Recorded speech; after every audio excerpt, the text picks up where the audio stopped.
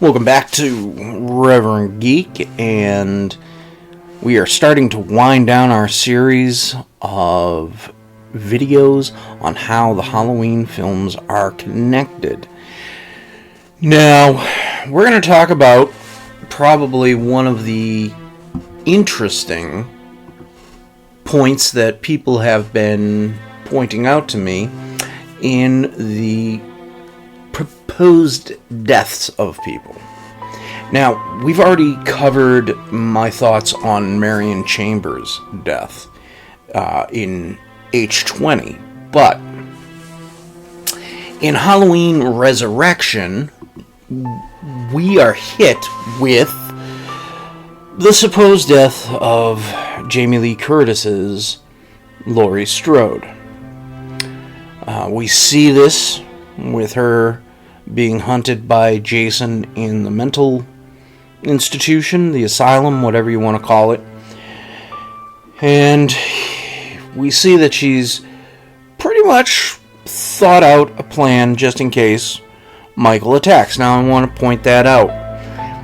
We notice that even in that period, that time frame of H20, she was already gearing up, much like we see her character in Halloween, Halloween Kills, and Halloween Ends. So there's more connective tissue as to why this whole series goes together. But let's go back to Halloween Resurrection and that scene.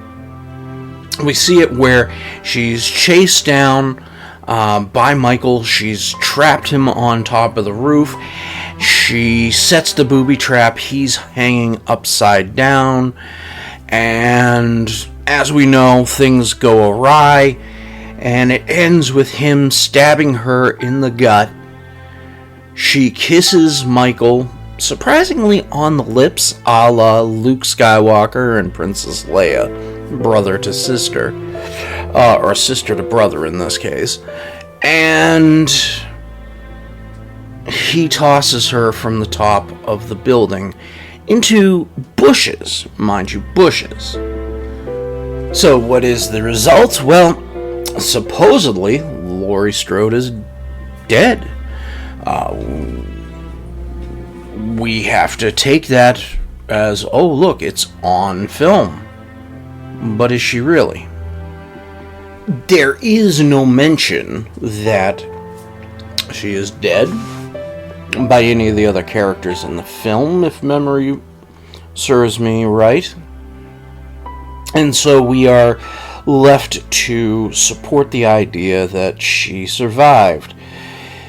Now, a quick bit of history is that Jamie Lee Curtis wanted Laurie Strode to definitively die, but that the director and producers changed how Laurie fell from the building from hitting pavement to hitting bushes. It should be said that it was quite possible she could have returned for a third film if the H20 trilogy had become a thing, but as we all know, Resurrection happened. It was not a financial success, and it led to the Rob Zombie films. We'll talk about the Rob Zombie films eventually. But anyway, I digress. Let me just bring this about to you that because of that, we can support the fact that she lives with that falsified death and went on to go back to Haddonfield and set up her booby trap house that we come to know and some love, some despise at the end of Halloween 2018.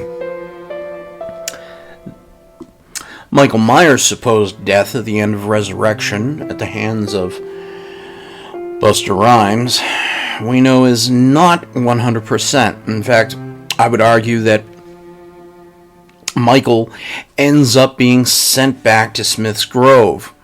And this would support the idea that he's always been there in the minds of people, and so in doing so, that's why he is there at the beginning of Halloween 2018.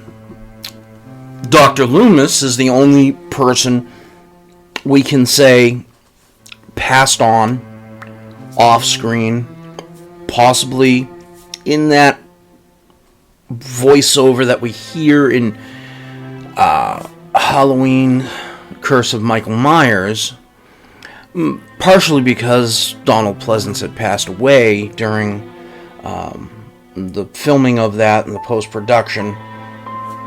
So we have to give him his due, his death, but the other characters that we see, the other supposed deaths, just don't make sense when we look at how all these seem connected in the connective tissue of a connective universe that we get within these 11 Halloween films. So then, this brings me back down to one final thing. Now, the question is, if this ends, and let's just say this, Michael goes through a meat grinder. I mean, there's no other way to describe what happened. It's one of those things which on YouTube there are tons of videos showing Chinese garbage places where they're just throwing metal stuff into these machines and it comes out all chewed up. And I mean, there's some stuff that shouldn't be able to be chewed up that gets chewed up. So Michael, for all intensive purposes, is dead. But could he come back? Could he come back? Well, yes, he could.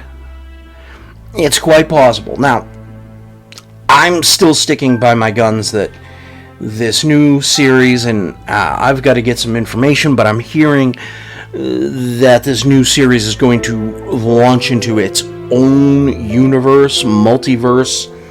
So we're going to have a whole separate timeline, much like Rob Zombie's. But here is the one thing that I want us to look at. Throughout the series, there has been the Cult of Thorn. And we do see that Michael has been able to transfer his essence at times, or a psychic connection to Jamie, to Danny, to Corey Cunningham. It's quite possible that he could transfer his essence to someone else. He could infect John Tate. He could affect Stephen Lloyd. It's quite possible that he could come back in that way. Now, would they say that? No. I'm of the camp that believes that Godzilla has continued because Baby Godzilla, which if you've watched those movies, you know that Baby Godzilla always shows up and grows up, and hey, even Godzilla vs. Destroyer really showed that my theory there works. But that's going to be another series of videos. My point is that Michael is this otherworldly kind of being, and in doing that, he could come back in that way. He could come back, dare I say, much like Jason Voorhees in The Final Friday, where there is some kind of demon spirit that is able to haunt into other people. There was a theory that was proposed to me, and I said I would give credit to where credit is due on this, and it was Infected with Rage, who suggested that at the end of Curse of Michael Myers, there's all these fetus-like things that could be where they were trying to possibly put the idea of a cloned Michael together, or even maybe that essence into that body. You know, there's a combination of both theories. So it's quite possible that it could be. It could answer why Michael keeps coming back and keeps coming back and keeps coming back, and it's quite interesting. But we won't know. We won't know for a while. This new series is underway. Hopefully it's much better, well thought out than the Star Wars sequel trilogy. But hey, let's think of it in this way. I think that what we're going to see is this. When we look at this whole series, and we're going to kind of come back, we're going to talk about some other things. We haven't reached Halloween yet, but the main gist of these ideas has now come out. And I think what we have to do is we have to look. We have to see that there are Easter eggs within all the films from Halloween 1 all the way up to Resurrection and then the Blumhouse trilogy. All these little Easter eggs that basically say this is the same universe. This is still the same thing. How is Michael in his 70s able to have all this superhuman power? How is he able to basically haunt the mind of Corey Cunningham? How is he able to do all these things, which we've seen him do in other films? There's all these hidden Easter eggs, and by having Laurie Strode kill him the way she does, the way Halloween ended, how is that not a definitive end? How is that not the only way possible that we could have seen the end of Michael Myers? So once again, I leave it to you. I leave it to you. I give you the evidence, and I'll admit there's stuff. I'm probably going to be making videos when people start coming up with holes and coming up with other theories, and how is this possible? How is this all possible? I may have to do that. I may have to come up with some videos to explain that. But in the meantime, I hope you have enjoyed the series. We are going to not completely end it. We're going to have a series of epilogues. We are going to talk about the Rob Zombie films. I think the Rob Zombie films need to be talked about. But we are going to end it here in the main videos.